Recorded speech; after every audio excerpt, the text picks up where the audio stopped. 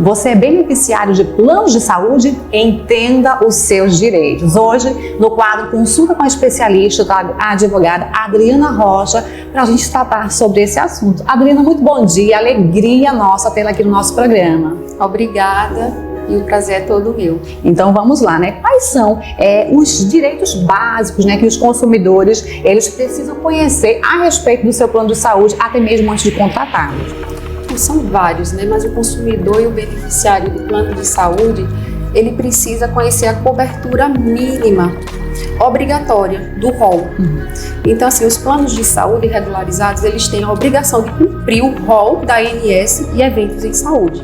Ele precisa também conhecer o contrato, ter acesso à informação, que é muito importante. Saber esse contrato, qual é a rede credenciada, qual é a abrangência geográfica e também quais são as cláusulas de reajuste desse contrato. O consumidor e beneficiário do plano de saúde precisa também saber sobre as questões também das perguntas em relação assim, se ele quer fazer exames, procedimentos e prazos de carência, a questão de prazos de carência, ele precisa também ter conhecimento desses prazos de carência e ter também conhecimento dos prazos de atendimento, são muito importantes. Entendendo isso, né, o que é que o consumidor, o beneficiário pode fazer quando ele tem um exame ou um tratamento negado pelo seu plano de saúde? Então, quando ele tem um tratamento negado, ele tem a obrigação de se munir, né, dessa justificativa, o porquê dessa negativa, por escrito, e entrar com essa reclamação junto à ANS, que é a Agência Nacional de Saúde Suplementar. Então, ele entra com essa reclamação, pode ser através do 0800 ou pode ser também através da NIP, que é a notificação de intermediação preliminar. Então ele faz essa notificação, aguarda, se for positivo, ok, ele resolveu o caso dele. Se for negativo, ele pode judicializar, contratar um advogado ou a defensoria pública que vai entrar com uma ação, com um pedido de liminar para que consiga efetivar esse procedimento, esse exame que ele tanto necessita. Doutora, com toda a sua experiência na área, né, quais são as negativas mais comuns e que são consideradas abusivas? Olha, são várias as negativas, mas principalmente aquelas que estão fora dos procedimentos do rol da ANS. Então a gente vê bastante, mesmo tendo laudo médico, com critérios científicos, a operadora nega, e isso é abusivo.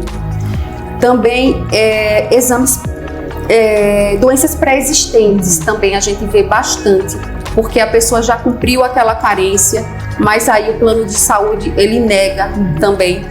Tem também a limitação de terapias, a gente vê muito isso, que também é uma forma de abuso por parte do plano de saúde, porque as terapias elas são importantes, ou seja, psicologia, fisioterapia, terapia ocupacional, dentre outras. Então, essa forma de limitar é um abuso também. Então, entendendo esse abuso, o que é que o cliente ele pode fazer? A quem ele deve recorrer? Você falou que é a ANS. Isso, sempre a ANS. Porque ele tem que entender que ele tem que saber o porquê. Mesmo ele achando aquilo abusivo, ele precisa de um documento junto à agência para que ela realmente tente resolver administrativamente, certo?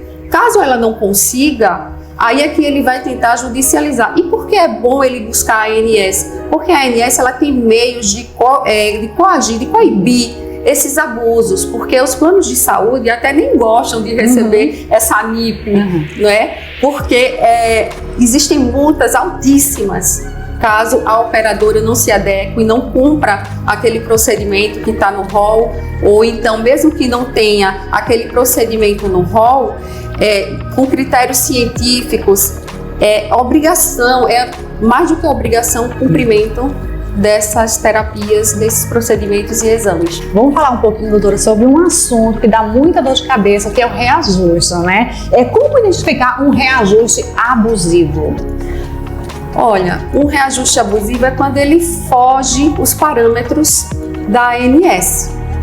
Então, por exemplo, no contrato individual, A gente sabe que o reajuste esse ano, 2025, foi 6,9%. Então, quando ele foge esses parâmetros dentro desse contrato, dessa modalidade que é individual e familiar, é um abuso.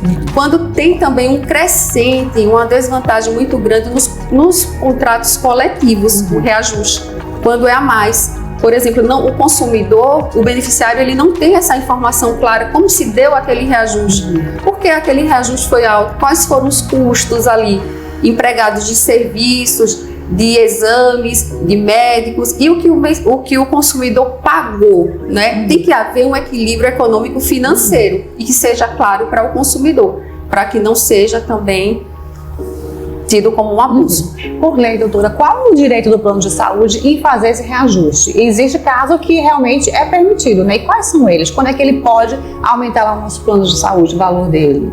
Não, ele pode aumentar, é isso que eu estou dizendo. Tudo depende da modalidade, do plano de saúde que você contratou, né? Mas algo assim que a gente já possa esperar, dizer, não, quando fizer aniversário do plano, ele pode aumentar. Não, existe as faixas etárias, né, de 0 a 18, 30, 40, até a última que é 59. E agora a 60 que não pode mais, não é? Uma decisão do STF, do Supremo Tribunal Federal, que veda esse aumento, não é, por idade. As pessoas que têm 60 a mais, os planos de saúde não podem mais ter esse reajuste por idade. Que coisa boa, Isso, né? É uma coisa muito boa, não é? Infelizmente, os nossos idosos, né, são aqueles que mais sofriam, vamos dizer assim, com o plano de saúde. A gente via muitos casos sendo negado, né, idoso querendo fazer o seu plano, e infelizmente o plano não aceitava justamente por a idade, né? A gente sabe que, né, acarreta algumas doenças e tal, e ele não quer mais essa pessoa, vamos dizer assim, acaba negando, né? Não quer essa pessoa, o idoso, como seu beneficiário, né, doutora? É verdade, mas essa decisão veio só solidificar, né, uma segurança jurídica, trouxe uma segurança jurídica à pessoa do idoso e a dignidade também, né? O que fazer, doutora, quando a gente tem um plano reincindido ou cancelado, né? Quando a gente tem um plano cancelado, a gente tem que se munir também dessa documentação toda. Você tem, em princípio, que dizer, não aceito essa rescisão. Você tem que informar lá que não aceita, e aí você tem que judicializar. É a forma mais correta. Também ir para a ANS, abrir uma ANIP. Eu digo uma ANIP porque a ANIP ela é muito efetiva. Essa notificação de intermediação preliminar. A ANS, quando você beneficiar o consumidor, você abre essa ANIP, ela é rápida, são 10 dias. E a resposta, porque ela já entra em contato com a operadora de plano de saúde, já traz aquilo pronto para você. Então, em princípio, é isso. Você não aceitar esse cancelamento, você fazer isso realmente escrito, né, documentado, e quando não, entrar com uma ação com um advogado pedindo por liminar a suspensão desse cancelamento e a efetividade desse contrato ativo, que esse contrato continue ativo para aquela doença, aquele tratamento de continuidade que você esteja fazendo, outra coisa. Qual o principal cuidado, doutora, ao contratar, né, um plano de saúde para uma pessoa de terceira idade?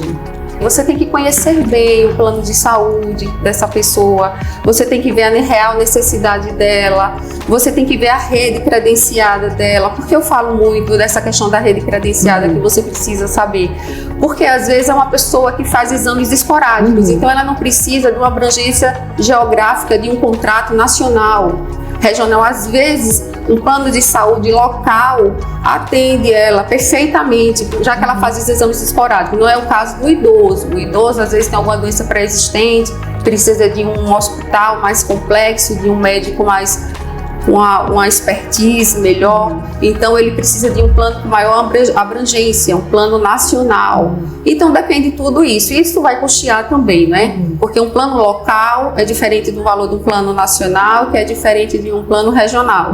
Então a gente precisa sempre O importante, né, doutora, é que seja qual for a faixa etária, você observar direitinho esse contrato, né? Porque muitas vezes hoje nós fazemos, né, fechamos o nosso contrato através mesmo do WhatsApp, né? Damos o nosso aceite lá sem ao menos ler cláusula por cláusula. É um grande erro, né? Um grande erro, até porque existe lá na página da ANS Porque hoje existe o quê? Mais de 800 operadoras de planos de saúde. E é importante você ver a reputação dessa operadora. A reputação, eu digo assim, quantas reclamações ela tem, foram formalizadas por consumidores, beneficiários, entendeu? E você conhecer mesmo a sua necessidade para a contratação desse plano de saúde. O que é que ela oferta, entendeu? É muito importante, porque tem vários itens, assim, não só rede credenciada, não só as cláusulas de reajuste, mas outras coisas também que você pode se valer ali se você tiver uma certa clareza naquele instrumento de contrato. Adriana, amei nossa entrevista, dicas valiosíssimas, né? Eu queria que você deixasse o seu arroba, né, seu endereço eletrônico, para que essa pessoa que está precisando aí do seu auxílio, ela possa lhe encontrar. Adriana Rocha, ADV. Muito obrigada, Adriana. Que Deus abençoe. E espero outras oportunidades aqui para esclarecer o nosso público. Gente, esse foi o bate-papo com o especialista. Eu vou